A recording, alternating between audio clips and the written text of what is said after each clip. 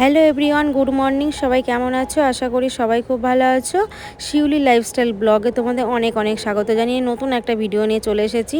আর এদিকে দেখো সকালবেলায় গোপুকে সেবা দিয়ে আমরা রেডি হয়ে বেরিয়ে পড়েছি। কোথায় যাচ্ছি বলো তো? আমি যাচ্ছি আমার বাপের বাড়িতে। 9 মাস পর যাচ্ছি, এতদিন যাইনি। কেন যাইনি বলো তো? মেয়ের স্কুল পড়াশোনার জন্য যাওয়া হয় না। আগে তো অনেক ঘন ঘন যেতাম, আর মেয়ের স্কুল পড়াশোনা চালু হওয়ার পর থেকে তো যাই না। 1 বছর 1.5 বছর এরকমই যাই।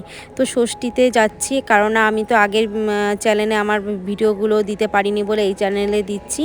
তো তোমরা দেখো, আশা করি তোমাদের ভালো লাগবে। যা গরম, ভেবেছিলাম অনেক সকালবেলা ফার্স্ট ট্রেন ধরবো, তো ওই যে ঘুম থেকে উঠতে দেরি হয়ে গেল, তাই আর ফার্স্ট ট্রেন ধরতে পারলাম না। 8টার ট্রেনটা ধরবো, তাই বেলঘরিয়া স্টেশনে যাব। যেতে আমাদের প্রায় 1.25 ঘন্টায় লাগবে। তো 7টায় বাড়ি থেকে বেরিয়ে পড়েছে। তারপরে দেখো স্টেশনে চলে এসেছি।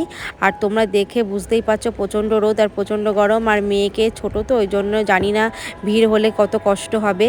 তো এখানে বসে আছে। আর এদিকে দেখো একটা কল্যাণী লোকাল ট্রেনটা চলে গেল, আর আমরা ধরবো গেদে লোকালের ট্রেনটা ধরবো। এক ট্রেন আর নামতে হবে না।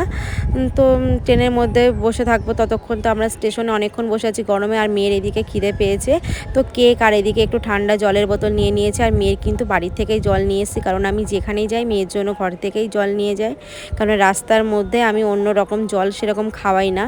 তো এইদিকে দেখো মেয়ে, আমি, আমার ভাই আমরা বসে আছি। মেয়েকে একটু খাইয়ে দিলাম, তো আমরাও খেয়ে নিলাম। আর এইদিকে দেখো আমাদের ট্রলি ব্যাগ। আর আমরা যেখানেই যাই আমার থেকে মেয়ের বেশি ব্যাডিং হয়। তো আমার থেকে মেয়ের বেশি জামা কাপড়ও হয়, কারণ বাচ্চা মানুষ বুঝতেই পারছো। আর গিয়ে বেশি দিন থাকা হবে না, মেয়ের স্কুল ছুটি, সামার ভ্যাকেশন, তাই জন্য আমাদের যাওয়া, না হলে তো যাওয়াই হতো না। তো মেয়ের পড়াটাও 1 সপ্তাহ মানে পড়াটাও বন্ধ থাকবে। তো কিছু করার নেই। তো মেয়ের মানে এদের জন্য তো আর আমি নিজের বাড়িতে যাব না, তাই হয় কখনো বলো তো। তারপরে এদিকে দেখো ট্রেনে উঠে পড়েছে। ট্রেনে না, আমরা যে ট্রেনটা উঠেছিলাম খুবই ভালো, ঠাকুর করে, কারণ না ভিড় ছিল না, নর্মাল ছিল লোকজন। তো আর এইদিকে ট্রেনটাও ছেড়ে দিয়েছে। আর কিন্তু ভেতরে প্রচণ্ডই গরম লাগছিল।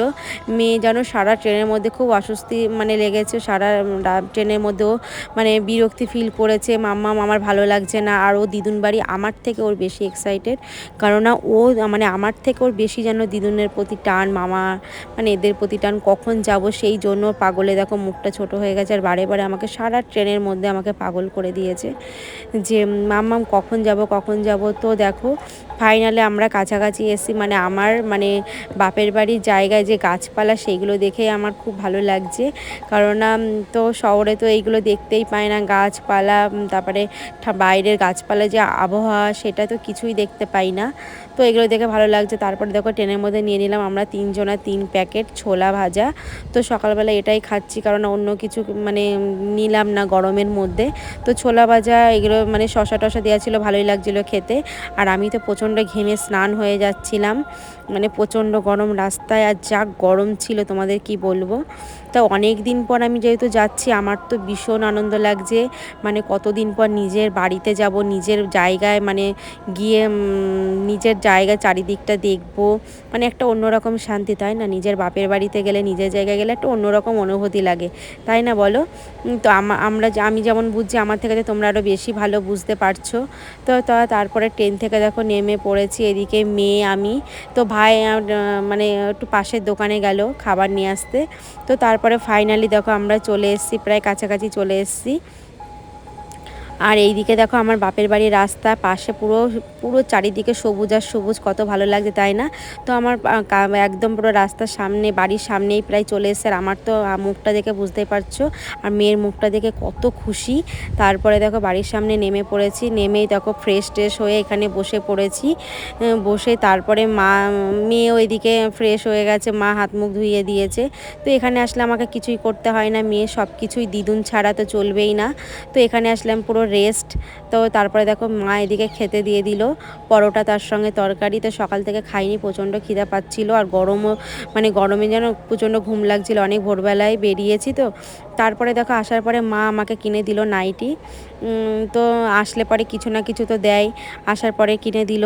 আর এদিকে দেখো মা রান্না বসিয়ে দিয়েছে, যেহেতু আমরা সকালবেলা দেখতে পেলে হালকা করে এসে ওই একটু পরোটা খেয়েছি। আর এদিকে মা রান্না করছে কাঠের জালে।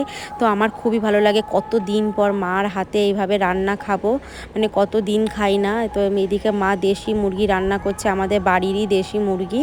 তো আমাদের বাইরে থেকে মাংস কিনতে হয় না, আমার বাপের বাড়িতে মানে আমার বাড়িতে সমস্ত কিছু পাওয়া যায়।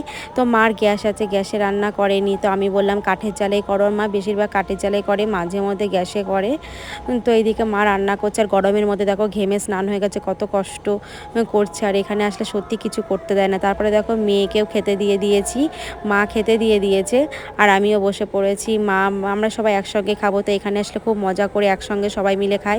তো মা এদিকে দেখো সবার জন্য খাবার বেড়েছে। তো ঘরের মধ্যে এত গরম বলে আমরা বাইরে এখানে বসে খাচ্ছি, খুবই ভালো লাগছে। তো কত দিন পর এখানে এসে নিজের বাড়িতে এসে যে শান্তি পেলাম, মানে কি বলবো তোমাদের, বলেই বোঝাতে পারবো না। তো এদিকে দেখো আমরাও খাওয়া দাওয়া তাহলে করে নিই। তো বন্ধুরা ভিডিওটা তাহলে এখানেই শেষ করছি। তোমাদের কেমন লাগলো অবশ্যই জানিও, ভালো লাগলো অবশ্যই একটা লাইক করে আমার পাশে থেকো, আর অবশ্যই আমার চ্যানেলটিকে সাবস্ক্রাইব করে দিও। Tata, by.